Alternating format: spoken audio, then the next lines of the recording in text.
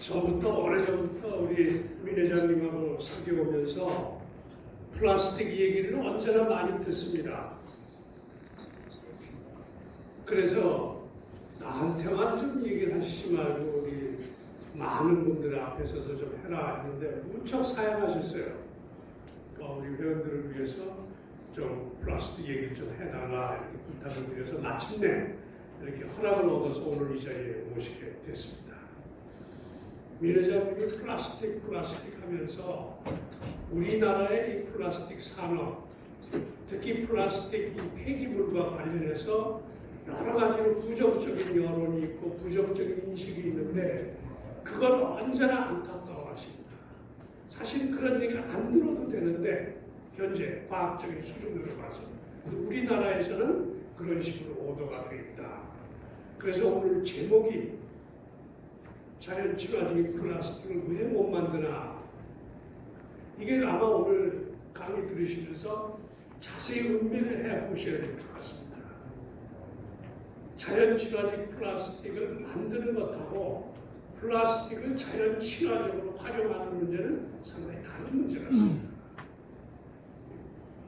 민 회장님이 항상 하시는 말, 또 오늘 여기에서 마지막에 말씀을 하실 것 같은데, 저 태평양 한가운데 우리나라보다도 큰 플라스틱 섬이 있답니다.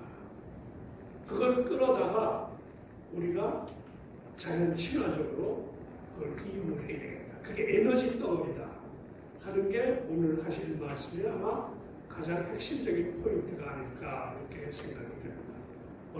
자, 그럼 민 회장님 앞으로 모시겠습니다. 박수로 부탁드립니다.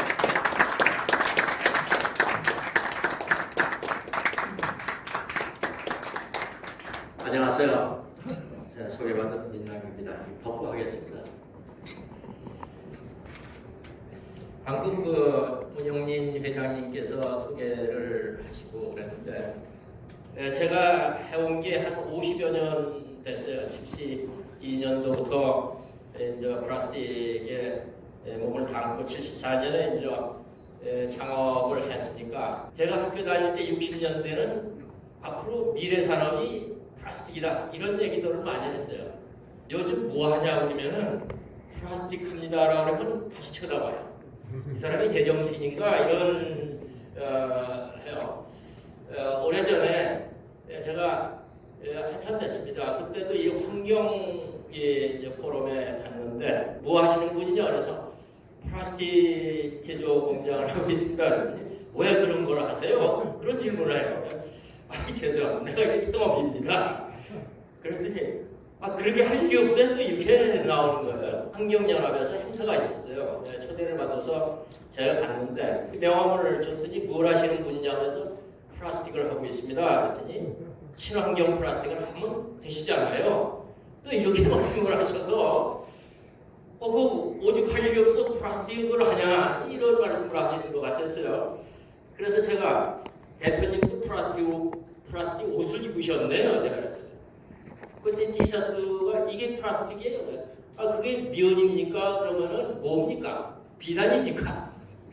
그랬더니 손님이 많이 와서 더 이상 얘기를 못했는데, 하여간 플라스틱 하면은 이렇게 사회에 악으로다가 보는 사람들이 많습니다. 오늘 저보고 친환경 플라스틱을 왜 못 만드냐? 그걸 지금 제목으로 쌍국에서 저한테 사실 상의를 안 하고 이걸 띄워서 저도 친환경 플라스틱을 왜 못 만들지 이 점에 대해서 만들면 되는 거고, 요즘에 친환경 플라스틱이 많이 나오고 저도 오래전부터 플라스틱을 하니까 이게 플라스틱을 좀 친환경적으로 하는 방법이 없나. 그래서 요즘에 이제 주로 많이 하는 생분해 또 화분해, 이 자외선의 분해가 되는 이 플라스틱을 오래전서부터 70년대부터 이런 거는 많이들 나왔었습니다. 오늘 제가 제목을 임의로 그냥 바꿔서 플라스틱 쓰레기를 어떻게 할 건가 이런 거로 제목을 바꿨습니다. 이 점 미리 말씀 못 드린 점 죄송하고요. 여기 이 사진을 본 건데 이게 1978년에 맑고 참 보기가 좋은 건데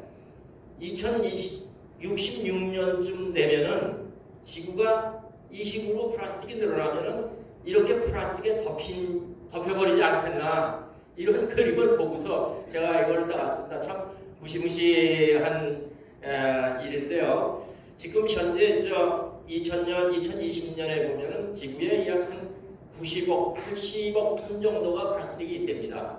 현재 사용되고 있는 것, 또 땅에 묻힌 거, 지금 바다에 떠 있는 거, 그래서 한 80억 톤이면은 인류가 한 사람 앞에 한 톤 정도의 플라스틱을 갖고 있는데, 여기 그림이 이런 식으로 늘어나면은 2066년도 되면은 1인당 이제 10톤 정도, 한 800억 톤 정도가 지구에 쌓이게 돼 있다.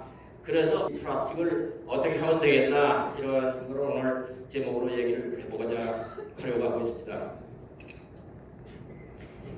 작년에 미국 CNN에서 의성에 플라스틱 산이 있는 것을 방송을 했다고 합니다.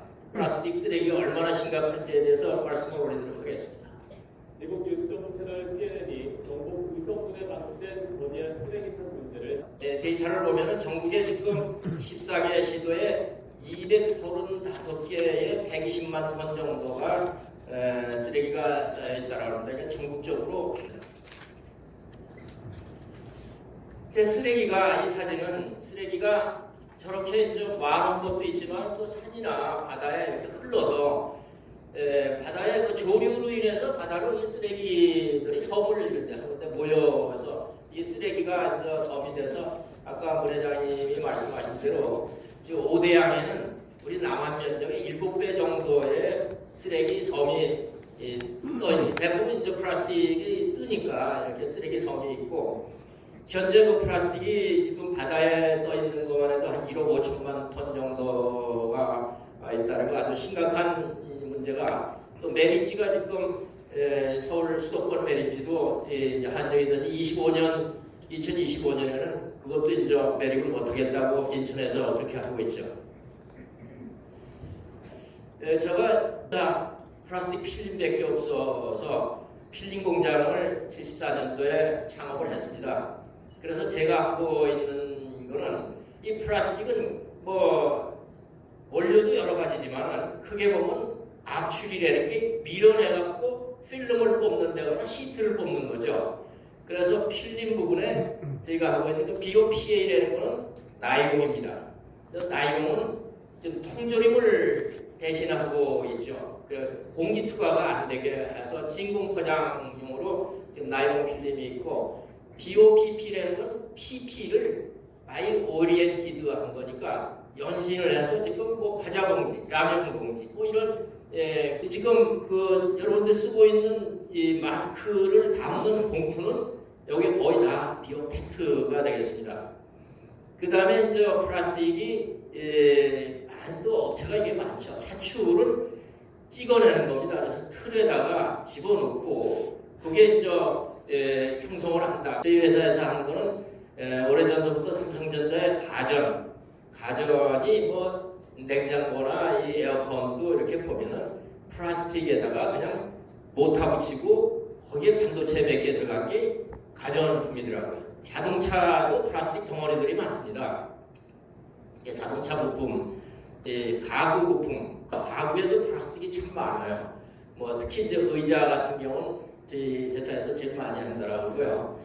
플라스틱을 이제 생산을 하다 보면 거기 플라스틱이 좀 더 생산성도 높게 하고 또 품질도 좋게 하고 특수한 기능을 넣는 그 첨가물들이 들어가는데 이 PVC에 주로 많이 첨가물이 들어가게 되어 있습니다. 그래서 저희 회사가 하는 건 PVC 이제 물로 되어 있는 액상 안정제를 생산하고 있습니다. 플라스틱이 뭐냐? 이제 대부분이 원유에서 이제 뽑아내고 있습니다. 그럼 원유에서 연료로 지금 사용되는 게 한 94%는 이제 휘발유라든가 경유라든가 그런 에너지들은 그 연료로다가 뽑아내고 6% 중에서 플라스틱이 이제 소요되는 게 한 4%는 플라스틱에, 그것도 남는 찌꺼기는 지금 아스팔트에 이렇게 사용이 되는데, 플라스틱은 그 가열, 성형, 냉각 이 세 가지 공정을 하고 있는데 자동차, 비행기, 주고 요게 저 방탄복, 낙하산, 지금 패션 모든 우리가 생활하는데 플라스틱이 안 쓰여지는 데가 없을 정도로 되고 전 세계적으로 플라스틱을 보면 현재는 1년에 한 4억 톤씩을 지속해서 생산을 하고 있고요. 2050년이면 한 12억 톤 정도가 연간 그렇게 생산한다라고 그러고 실제로 플라스틱은 1950년대부터 이제 뭐 본격적으로 만들기 시작해서 이제 한 70년 만에 이렇게 플라스틱 대란이 일어나게 된 겁니다. 플라스틱 원료는 아시아가 전체 51% 정도를 아시아에서 만드는데 중국이 뭐 30% 정도로 만드니까 중국이 세계 1위가 되고 지금 북미는 좀 미국이 되고 거기가 한 20% 정도 넘고 또 유럽 플라스틱은 이게 선별하는 비용이 많이 나갑니다. 이게 아까 1번부터 7번까지 그런 번호를 매겼지만은 선별 비용에다가 또 이걸 깨끗이 닦아서 선별하는 기술자도 없어요. 꽤 전문적인 지식이 필요한데 그 하는 사람도 지금 플라스틱을 그냥 폐기물로 내버리는 게 많다라고 그런 겁니다. 우리나라가 전 세계적으로 플라스틱 강국인데요. 지금 연간 한 1,600만 톤 정도를 생산하고 있습니다. 수출을 한 1,000만 톤 정도 수출하고 한 600만 톤 정도 해외가 원료가 싼 것들을 많이 도입을 하고 있습니다. 그리고 우리나라에서 아직까지 생산이 안 되는 엔지니어링 플라스틱이라든가 이런 것들 연간 한 77만 톤, 80만 톤을 해서 실제로 국내에서 가공하는 거는 한 700만 톤 정도인데 업체 수들이 약 2만 개 정도 된다니까 우리나라 아마 제조업체 중에서 플라스틱 가공업체가 제일 많을 거로 생각을 하고 있습니다. 거기에 종사하는 사람이 24만 명 정도. 우리나라가 플라스틱 사용량이 1위로 되어 있습니다.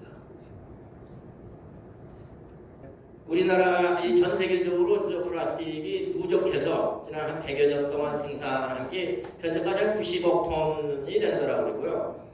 한 30%는 지금 현재 사용하고 있고 또 그 현재 재활용해서 쓰는 것들도 있고 그 땅속에다가 매립한 게 대부분 그동안에 플라스틱은 소각해서 태우는 게 이제 한 10%, 8% 된다라고 그러니까 지구에 현재 남아있는 게 아까 말씀드린 대로 한 80억 톤 정도가 있어서 2050년이면 우리나라 바다에는 물고기보다도 플라스틱 폐기물 섬이 더 많은 거로 돼 있다라고 합니다.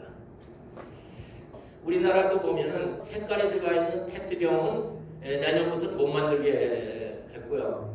또 2030년 가서 우리나라 플라스틱 발생량을 50% 정도 이 폐기물 나오는 걸 줄이자 그러는데 사실 저게 될지 안 될지는 모르겠습니다. 또 사용량이 지금 마스크 같은 건 한 100배 정도 사용량이 늘고 EU도 비재생 플라스틱 그러니까 이 마스크 봉지도 겉으로는 이제 페트고 속에는 PE가 돼서 이 이물이 들어가 있는 이 재질이 다른 거를 녹이면은 그게 물성이 안 나와요. 물성이 상당히 이제 좋지 않게 되고 그래서 이런 비재생을 그래서 안 하고 있는데 비재생 플라스틱에 대해서 제조업자들한테 키로당 0.8유로 이게 원료값하고 비슷한 징벌적인 매기게 돼 있고요. 바로 내년부터 되는데 지금 현재 우리나라에서 이제 그런 걸 수출하는 것도 그렇고 이거 어떻게 해야 될지 잘 모르겠습니다. 하여간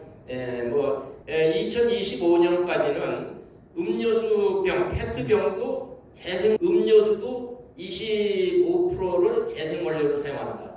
또 2030년에는 일회용 음료수병 이런 것들은 30%는 재생 원료를 의무적으로 유럽은 그렇게 매겼고요. 미국이나 중국도 지금 플라스틱의 덜 쓰기 운동을 많이들 벌이고 있습니다.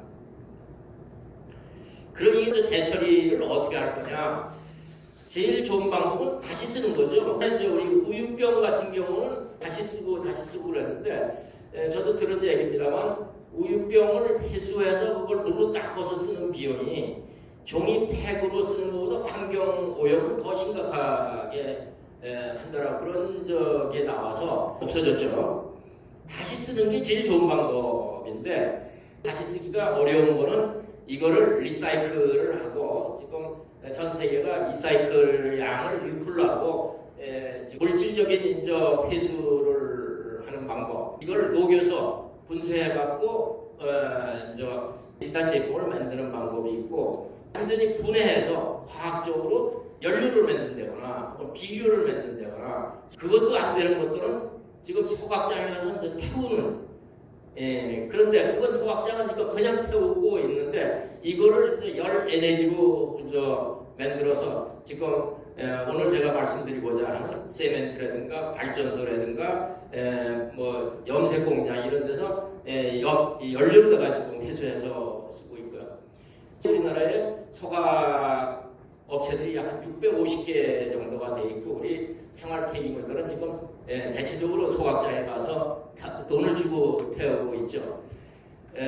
그동안은 그냥 우리나라는 매립장이 이렇게 저지되면 그전에는 다 갖다 버렸었죠. 그래서 어디에 이런 게 쓰레기들이 묻혀 있는지 모르는 데들이 많습니다.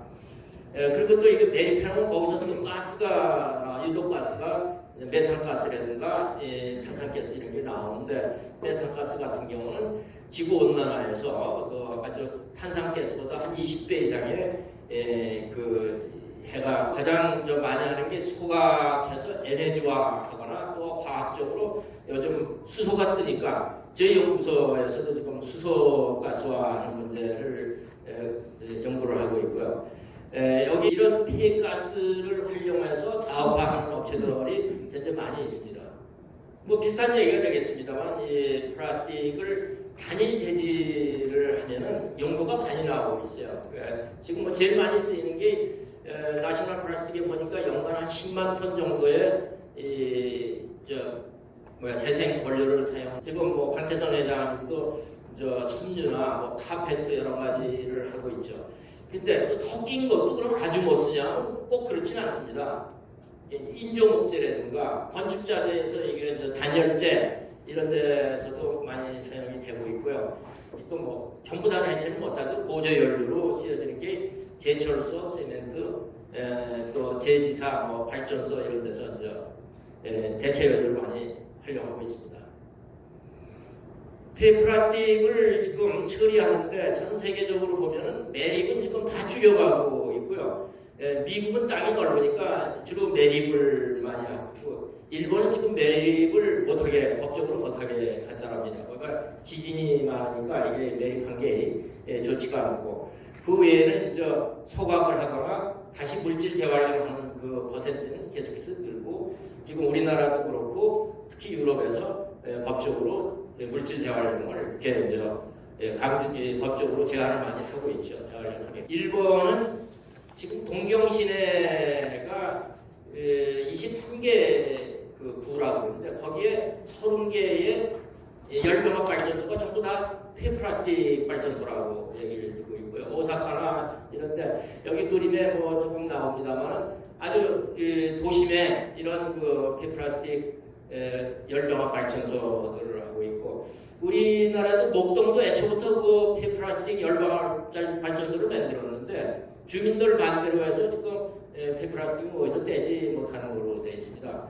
그리고 화학적 회수는 아직도 일본은 4%밖에 안 되고 이 재생 우리가 리사이클을 해서 쓰는 게 이제 대부분 22%고 그냥 단순 소각하는 게 한 20%는 일본에 지금 플라스틱 선별해서 분해갖고 이걸 녹여서 다시 이제 제품을 만드는데 제품을 만들면은 아무래도 신생 제품보다는 품질은 좀 떨어지라고 지금 우리나라에서 이렇게 많이 쓰여지는 제품들이 이제 물질 재활용을 해서 쓰여지고 있는 것들이죠. 대만에서는 페트병 재활용률이 95%. 자신네들은 어떻게 그 95%를 회수하냐 그랬더니 정년을 한 분들이 국가에서 한 게 아니고 자기들끼리 그런 그 모임을 만들어 갖고 페트병을 회수하자. 그래서 지금 페트병을 대만이 세계에서 제일 많이 재활용하는데요. 이게 페트는 지금 이미 신재 원료보다 비싸졌어요. 그래서 이게 장사가 되고 일본이나 유럽이 한 87%, 우리나라는 60% 정도라고 그러는데 그래서 우즈베키스탄에 가니까 거기는 그 솜이 많이 나오는데 솜의 철밴드로 하는 거를 이 이 페트병에다가 우리나라에서 수출해서 하는 걸 봤습니다. 모아진 페트병들은 페트병을 부수는 기계 안에서 8mm 정도의 똑같은 크기로 잘게 잘려지고, 잘려진 페트 조각들은 세척기 안에서 깨끗하게 씻겨지고 다시 한번 페트가 아닌 다른 물질들을 골라낸다고 해요. 그 다음 페트 조각들이 묻어있는 물기를 완전히 없애기 위해 탈수기 안에서 탈수를 여러 번 반복해요.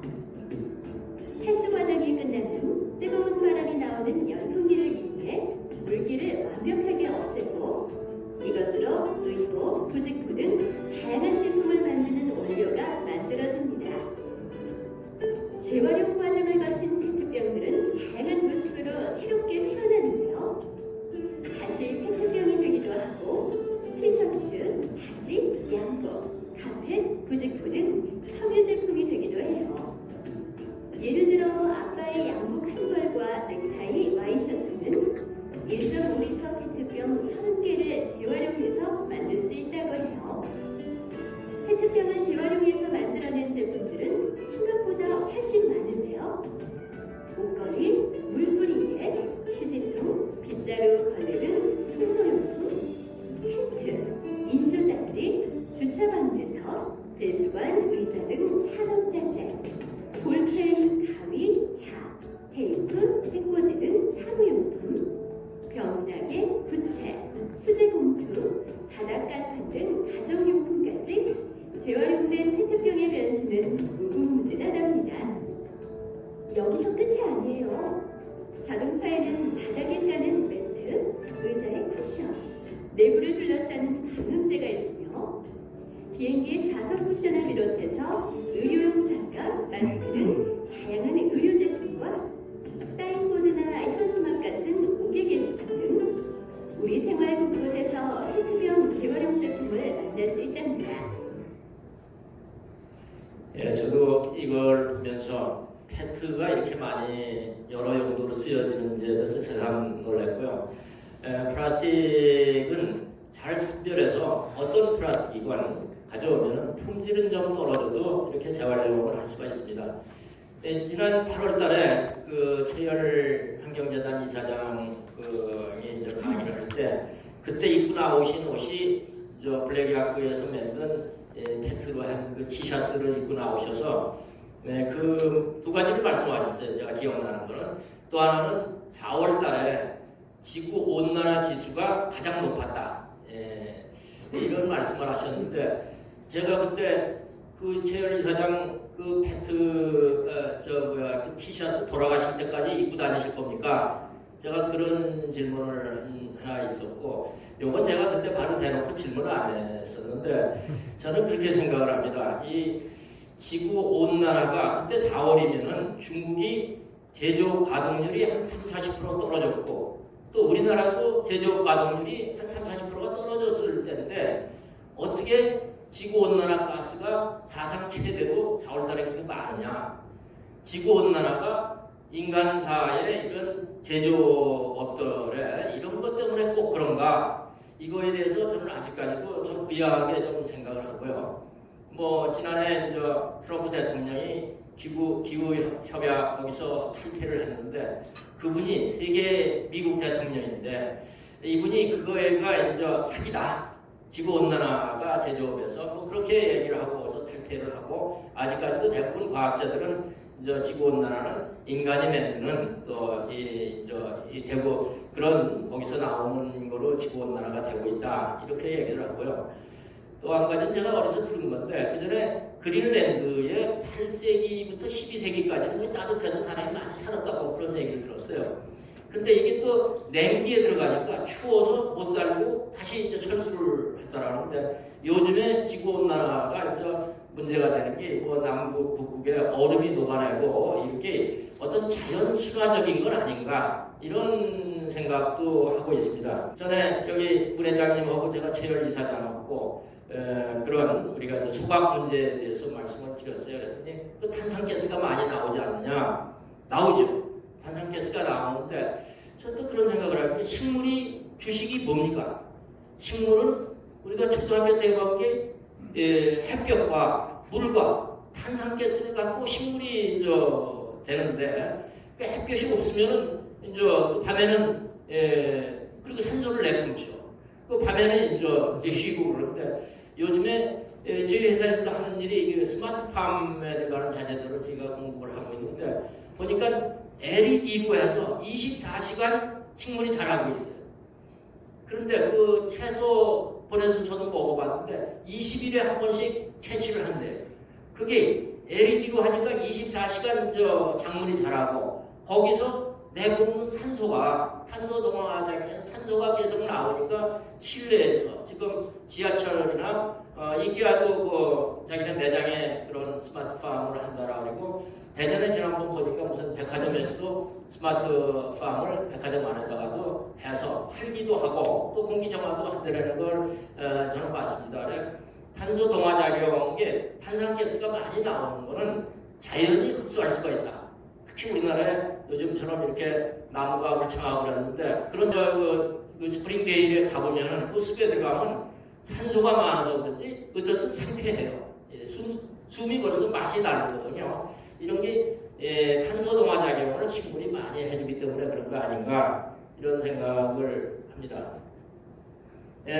이러다가 이제 플라스틱 쓰레기가 세상에 문제가 되니까 특히 재활용, 리사이클을 많이 하자. 이기아 같은 경우는 2030년에 자기들이 만드는 제품은 전부 다 리사이클링 된 것만 하겠다라고 선언을 했다라고 합니다. 비단 그것뿐만이 아니고 여기 블랙락도 그렇지만 세계적인 그 기업들이 재활용 제품을 많이 쓰기 시작하다 보니까 문제는 재활용, 재생품이 신생품도 가격이 비싸졌어요.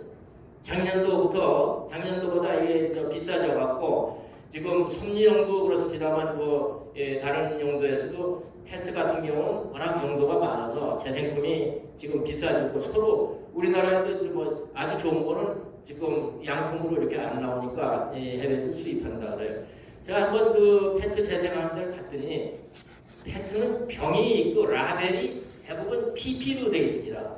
뚜껑이 P2로 되어 있는데 그걸 어떻게 선별하나? 또 같은 재질로 하자 이렇게 하는데 제가 보니까 이걸 감옥다 부셔요.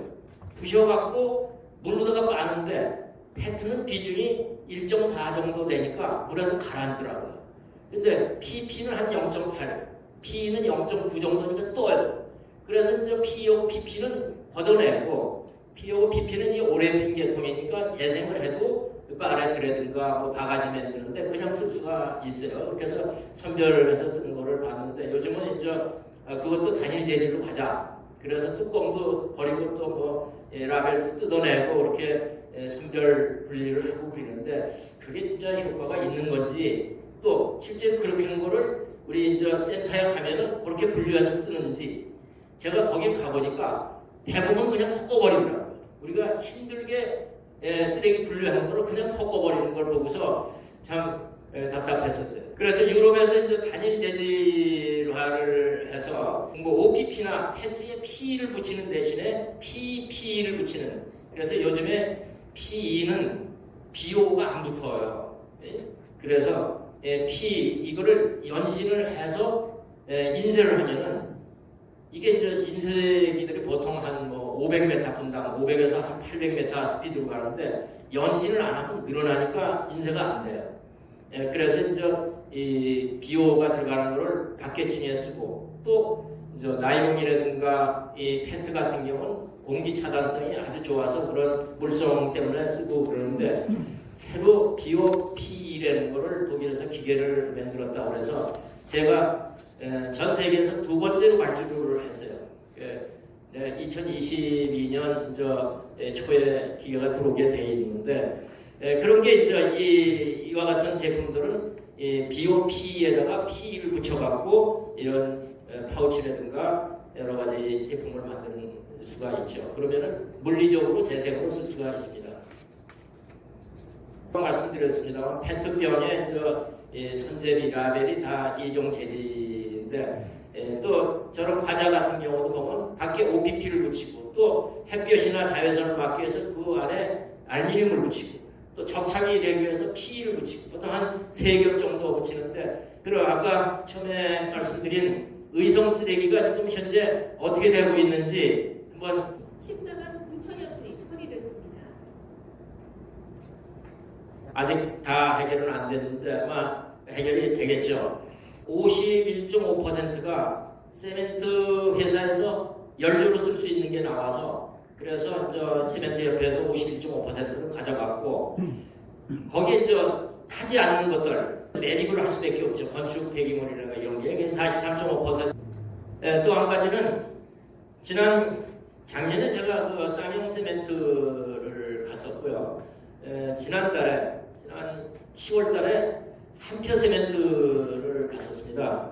쌍용 세멘트 제가 작년에 가보니까 그게 IMF 때 넘어갔던 회사를 다시 해서 근데 쌍용 세멘트가 이 대체 연료를 많이 쓰고 있어요. 그리고 또 앞으로 대체 연료를 많이 더 확대해 나가겠다 이런 소리를 들어서 지금 세멘트 원료는 거기 가보니까 쌍용 세멘트가 면적이 330만 평이 된대요.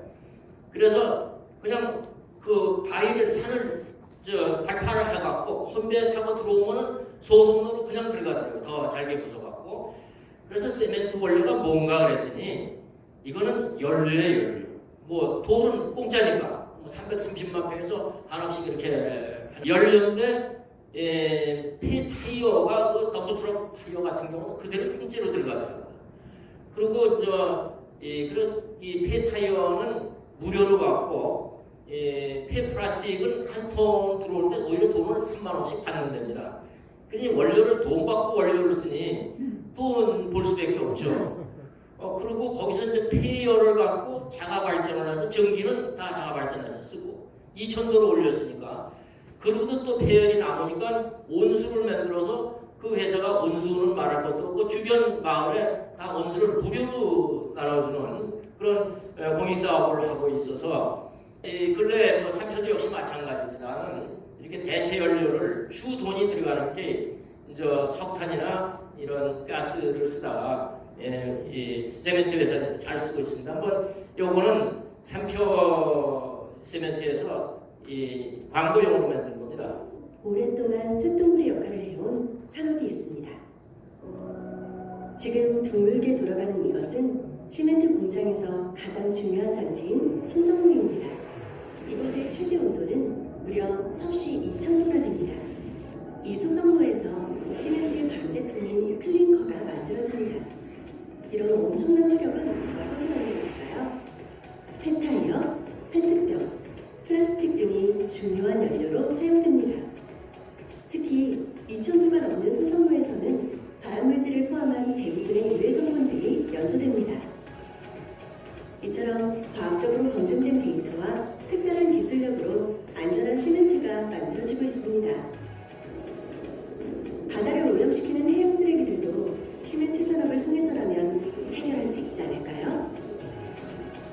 시멘트 산업이 없었다면 우리나라는 폐기물 전적으로 심각한 쓰레기 대량 위기를 겪고 있을 것입니다.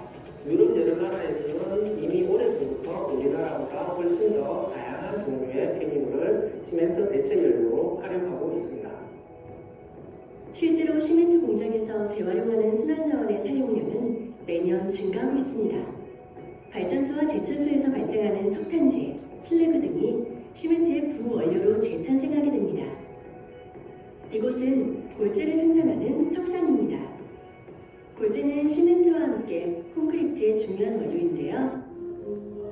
콘크리트 작품들을 감상하셨으니 커피 한 잔 어떠세요? 이 커피 한 잔의 평균 가격은 3,500원으로 시멘트 한 포대 가격과 같습니다. 시멘트 가격이 너무 싸서 놀라셨죠? 저도 놀랐어요. 저 40kg 세멘트 한 포가 3,500원이라니까 저 포대 그 종이값만 해도 제가 달아서 해도 저거 한 500원쯤 갈 것 같은데 저렇게 팔아도 이익이 많이 나서 세멘트 회사들이 지난해 다 고배당을 했고 올해도 다들 이익을 많이 내는 것 같아요. 그래서 정말 대체 연료를 함으로써 그냥 또 플라스틱 폐기물이 이렇게 많이 나와서 표정 관리하는 데도 있구나 이런 거를 보고 왔습니다. 지금 뭐 이야기한 대로 폐플라스틱이 소송로에 들어가서 2,000도 정도로 이제 열을 내는데 이게 이 모든 물질이 1,500도만 되면은 완전 분해가 돼갖고 어떤 폐기물이 하나도 안 나오는 거죠. 그래서 뭐 철분은 그냥 FE로 흘러나오고 그리고 이제 산소, 수소, 뭐 질소 이런 가스로 날아가 버리니까 완전 무공해가 되고 있어요. 근데 거기서 또 들은 게 저 폐타이어에는 철사가 많이 들어가 있다고 해요. 그 폐타이어는 여러 가지 화공약품이 들어가서 저거 떼지를 거의 태우면은 뭐 가스가 아주 나쁜 게 나오는데 세멘트를 만들 때 철분이 꼭 들어가야 된답니다. 그래서 그 폐타에서 나온 철을 그대로 세멘트에 들어가니까 그래야 이제 강도가 유지된다는데 참 세멘트 회사는 요새 표정 관리를 다 하고 있어요. 그래서 거기서 떼는 그 연료들을 보니까 주로 이제 석탄을 많이 떼는데 킬로당 6,100칼로리에서 6,900칼로리, 이제 좋은 게 한 6,900칼로리라는데 제일 많이 있는 게 이제 폴리프로필렌하고 폴리에틸렌인데 이게 한 10,000칼로리, 11,000칼로리 정도 나오니까 석탄보다 거의 2배 가까이 이제 나오고요. 이 폐플라스틱은 여러 가지 섞인 거로 봐서 평균 8,600칼로리 정도가 나온다라고 그러니까 석탄보다 훨씬 더 경제적이고 또 친환경적이고 석탄을 덜 떼니까 탄소 배출량이 줄어들어서 그걸 또 다른 데 팔 수 있는 일거삼득의 그런 세멘트 회사들이 요새 괜찮은 것 같아서 세멘트 소속로는 2,000도고 이 용광로는 1,500도 정도. 근데 우리나라에 650개 정도의 이 소각 회사들은 850도 정도에 하니까 이게 완전 연소가 안 돼서 타다만 찌꺼기 또 이제 다이옥신이 나온다는 게 다이옥신이 이제 저 정도 850도 정도 한 1,000도 되면 다 분해버리는데 다이옥신도 나오고 이게 이제 1980년대들 대부분 만들어진 저 소각장들인데 이걸 현대화해야죠. 뭐 근래 일산에 상당히 그 좋은 소각로가 들어왔다는 얘기 들었습니다. 참고로 세멘트에서 각종 거기 철분돌이라든가 조사해 보니까 일반 토양보다도 세멘트에 있는 그 이물이 훨씬 더 적다. 그래서 세멘트는 상당히 친환경적이다라고 볼 수가 있겠습니다. 어떤 회사에서는 저 폐타이어를 이렇게 쪼개서 하는 데도 있고 쌍용은 그때 가보니까 바로 떼는 걸 봤어요. 그래서 이 대체 에너지를 삼으로서 여기 오늘 참석해 주신 지구온난화 지구온실 고려대학교 교수님도 오셨는데 온실가스 배출에도 저렇게 유연탄을 대체하면은 우리나라 에너지 수입을 전략하는 건 말할 것도 없고 기후 환경에도 상당히 도움이 되리라고 생각이 됩니다. 이 제일 밑에가 3표 세멘트고 그 위에 이제 붉은색이 이제 쌍용인데 쌍용이 작년에 제가 갔을 때 13만 톤 정도 그러다가 이제 올해 한 50만 톤 내년에 77만 톤 이러니까 그 3표 세멘트도 가보니까 창고를 폐플라스틱 그 창고를 6,000톤을 하는 걸 새로 신축하고 있는 걸 봤습니다. 거기도 이제 지속해서 확대해 나가고 다른 그 세멘트 회사들도 지금 대체 연료를 많이 써서 지금 우리나라에 폐플라스틱이 연간 한 350만 톤에서 400만 톤 정도가 나온다라고 하는데 올해 폐플라스틱 한 130만 톤 정도를 이 세멘트 회사에서 처리해주고 2023년도면은 240만 톤 정도를 소모한다니까 이건 상당히 앞으로 폐플라스틱은 돈 내고 버릴 게 아니고 돈 받으면서 버려야 되는 그런 상황이 될지 모르겠습니다. 쌍용하고 요거는 이제 3표를 본 건데요. 지금 쌍용은 작년까지는 폐타이어를 더 많이 냈어요. 폐플라스틱보다도. 그런데 올해보다 금년부터는 주로 폐플라스틱을 많이 떼게 돼 있습니다. 그리고 3표도 보면은 내년도부터 획기적으로 폐플라스틱을 많이 떼는 걸로 돼 있죠.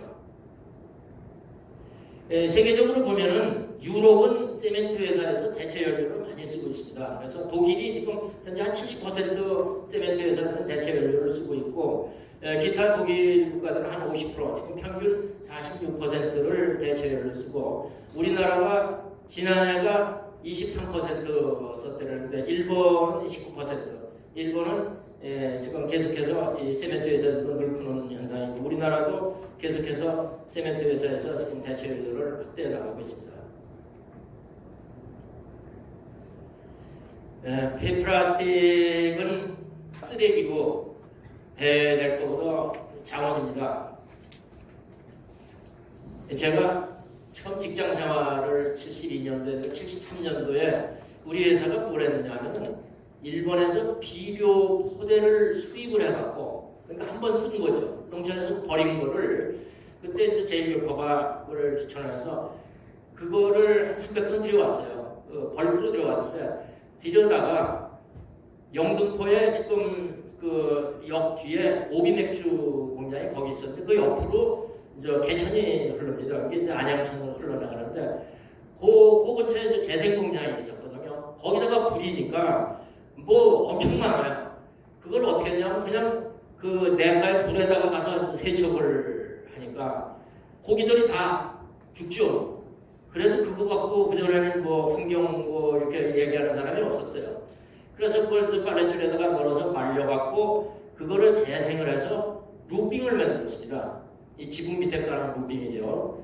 지붕을 어떻게 하는가 모르겠는데 그 전에 보면은 그 상당히 두꺼운 저 고지로 만든 종이를 홀타를 입혀갖고 거기 모래를 뿌려서 하는데 보통 8평짜리면은 한 3-40kg 나가는 거예요. 크게 돼 있는데 요거를 저는 필름으로 뽑아서 두껍게 그 엠보싱을 해서 8평짜리 만드니까 한 3-4kg밖에 안 나가더라고요.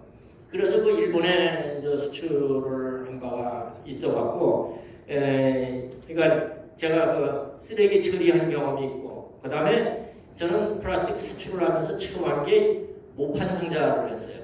1983년도에 그 공장을 사갖고, 근데 우리나라가 그때부터 중국에 흑백 TV나 오디오를 수출하기 시작해갖고 사출기가 대형 사출기가 다 동이 났습니다. 저희가 모판 상자를 전두환 대통령 때 2학기 들어왔는데 모판 상자가 없어서 모자리를 못하는 거예요. 그러니까 저희한테 저희 기계가 바로 그 망했던 회사를 인수를 했는데 그 기계가 있으니까 농기계 회사에서 좀 찍어달라고. 그래서 저희 회사가 그때 3대를 찍었는데 우리나라에서 모판 상자 제일 많이 찍었죠. 그러니까 농산부 기계과장이 저희 회사로 출근을 아침에 매일 했어요. 와서 전국으로 이거 배급을 하고 그랬죠. 그 다음에 이 원료를 어떻게 하는가 해서 미국에서 그때 마대를 만들면서 파사 나온 게 우리나라에 많이 들어오고 그래서 그걸 저 수입을 했는데 재생으로. 이게 미국 사람들도 거기 솜을 담았던 마대니까 벗겨내니까 거기 솜이 묻어 있고 또 뭐 종이 라벨이 붙어 있고 철사로 묶인 거를 이렇게 이제 압축을 해서 땅에 묻은 거를 파서 보냈어요.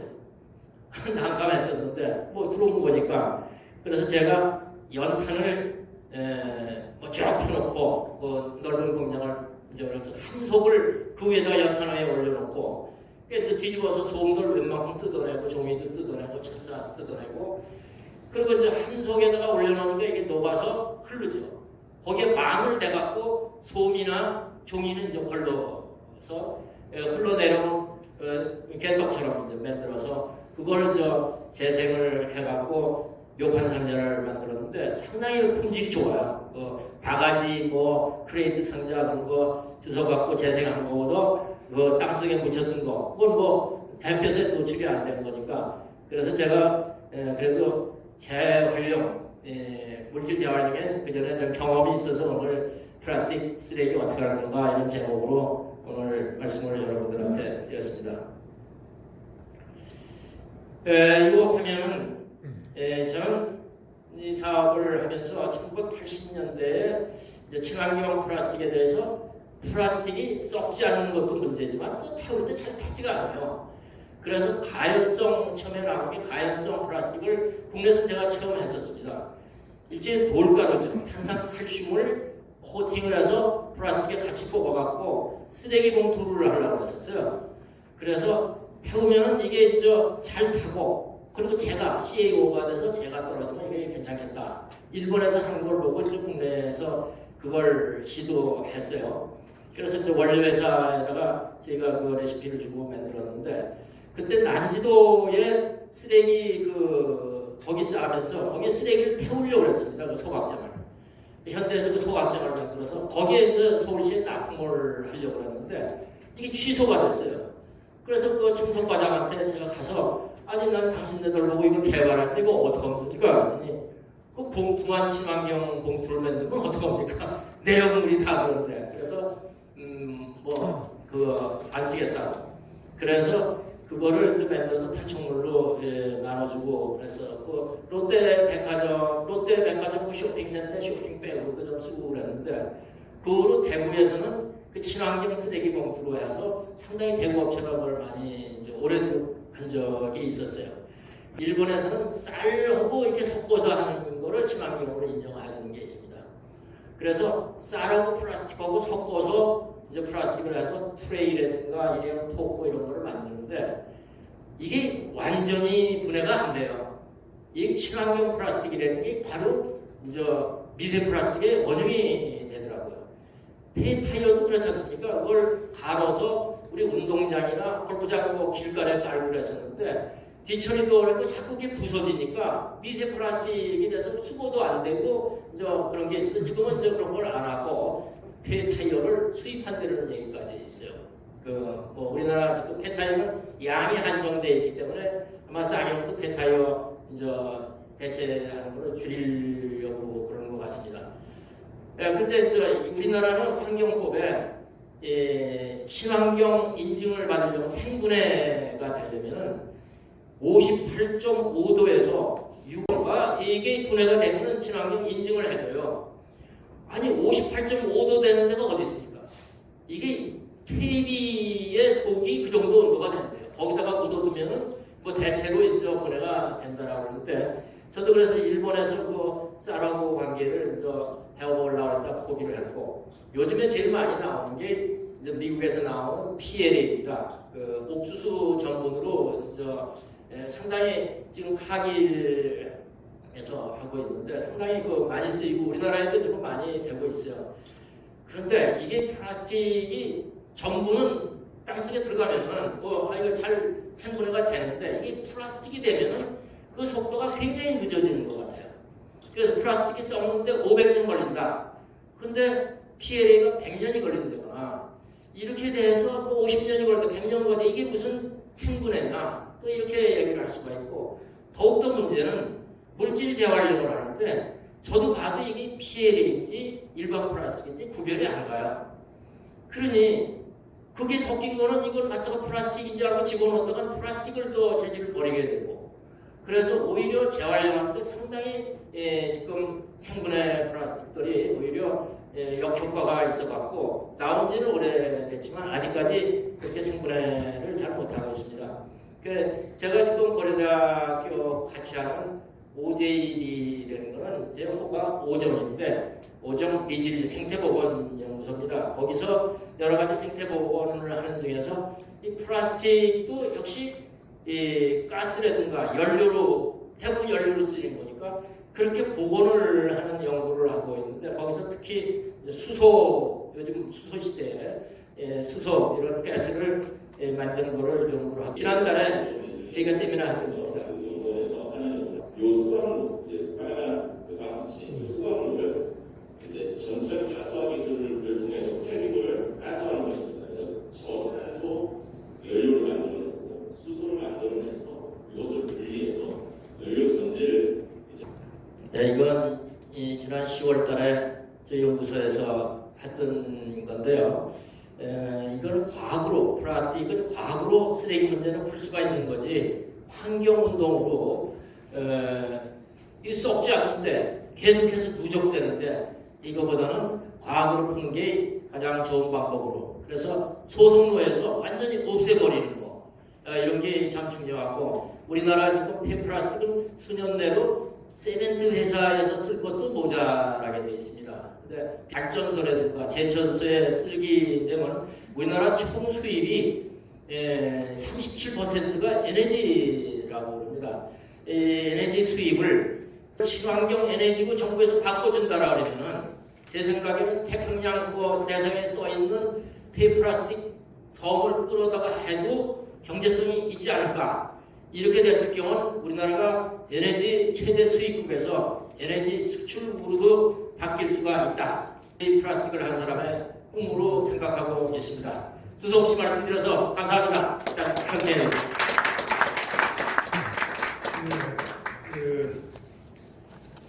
좋은 강의의 첫째 조건은 언제나 진실을 얘기해야 된다. 두 번째 조건은 증거를 가지고 얘기를 해야 된다. 증거 없이 이게 진실이다라고 얘기하면 안 되고, 그 다음 이제 세 번째가 수강자가 믿게끔 해야 되는 거다. 이게 제가 사범대학 교수를 하면서 언제나 우리 교사 양성 과정에서 얘기하는 겁니다. 당신이 좋은 강사가 되는 이 세 가지는 진조건, 증거조건, 그다음에 믿음을, 여기 계신 수강자들의 믿음을 도출해냈다는 점에서 대단히 훌륭한 강의입니다. 마지막에 오제리 연구원 그분의 얘기를 통해서 Yes, however we can do. 그렇습니다. 어떤 난관이 있더라도 우리는 플라스틱 폐기물 처리를 잘할 수 있을 것 같습니다. 라고 하는 낙관의 말로 마지막을 마무리를 하셨습니다. 하여튼 저는 봐서는 훌륭한 강의였고 아주 좋은 그런 어떤 그 메시지를 우리한테 주셨다 하는 생각이 듭니다. 저는 여천에서 시장을 2년을 했는데 거기에 석유화학단지가 울산 다음으로 만들어져서 지금도 아주 활발하게 움직여지고 있습니다. 석유에서 한 220가지 정도의 우리가 쓰는 그 생활용품들이 나옵니다. 이 석유를 떠나서 생활이 불가할 만큼 다양하게 상품화되어 있습니다. 그 중에 대표적인 것이 아마 플라스틱이 아닌가 이런 생각을 합니다. 제가 이 말씀을 꺼내는 까닭은 이 플라스틱을 그 쓰레기 문제로 주로 다루셨는데요. 결국은 이 자원의 순환 문제이고요. 경제성을 먼저 생각하면 이 환경성이라든지 자연성이 후순위로 밀리고 자연성, 환경성을 앞세우게 되면 경제성이 더 열기에 처하게 돼서 비즈니스가 어려워집니다. 여기에 내게 역할을 할 수 있는 것이 정부와 국민이고 소비자입니다. 오늘 지금 말씀 주신 것 가운데서 그 분리수거라는 컨셉이 있었는데 저는 늘 그러거든요. 시민 입장에서 봤을 때는 분리배출이고 정부의 입장에서 봤을 때는 분리수거다. 그러면 분리배출을 잘해주면 분리수거는 매우 수월하고 코스트다운이 가능합니다. 그래서 분리배출 컨셉을 우리 국민들에게 어려서부터 심어줄 수 있어야 되는데 우리 문용인 장관님 계시지만 우리나라의 교육에서 기본적인 것이 밀리고 실용적인 것이 선순위로 꼬마 때부터 와버리기 때문에 기본적인 컨셉을 다시 이야기하면 인간이 만들어지고 나중에 소비자가 되고 생산자가 되면 좋겠지만 소비자 생산자가 되고 엔지니어가 되고 사이언티스트가 먼저 되어버린 다음에 인간 휴먼의 특성은 뒤로 밀려버려서 지금 우리 시장이 갈팡질팡 좌충우돌을 하고 있고 그런 형국이 정치부터 종교까지 다 나타나고 있다 이렇게 생각을 하면서 저는 우리 인간개발연구원과 문용인 회장님에게 그 부분을 숙제로 좀 제시를 해드리고 싶습니다. 이 플라스틱 문제와 관련해서는요, 저도 이 환경부 공무원들의 저항을 받으면서까지 생산 현장, 소비 현장을 엄청나게 쫓아다녔습니다. 시멘트 공장에 많이 갔습니다. 그리고 소선로의 타이어 문제와 관련해가지고 기술적인 처리, 기술적인 랩 티어리, 실험실에서 개발해놓은 기술만 갖고 따지면 교수님이 계시지만요, 이 타이어 처리 기술 같은 것은 제가 볼 때는 북한 과학자들보다 우리 과학자들이 훨씬 뒤쳐져 있습니다. 제가 아는 북한 과학자가 어떤 경로로든지 우리 남한에 와 있어가지고 그분이 하는 실험실에 가서 제가 경탄을 했습니다. 제가 무슨 말씀을 드리고 싶어 하냐면 R&D 여지가 우리에게 엄청나게 많이 있다. 이 부분에 대해서는 앞으로 좀 더 정책적으로 그리고 국가적 과제로 설정해서 예산을 배정하고 그 다음에 그 보고서가 문제가 아니라 실용성과 현장성을 정책이 융복합 차원에서 백업해 줄 수 있도록 하는 방향으로 국민이 챙겨야 합니다. 분리 배출과 관련해서도 이렇게 말씀드립니다. 제가 여기에 계신 어르신들께서도 정말로 생수를 다 드시고 거기에 밴드를 다 떼어내고 뚜껑을 따로 떼어내서 세 가지로 분리 배출을 하고 계시는가? 이것을 하찮은 것이고 우리들이 챙길 몫이 아니다 하고 그냥 버리면 되는 게 아닙니다.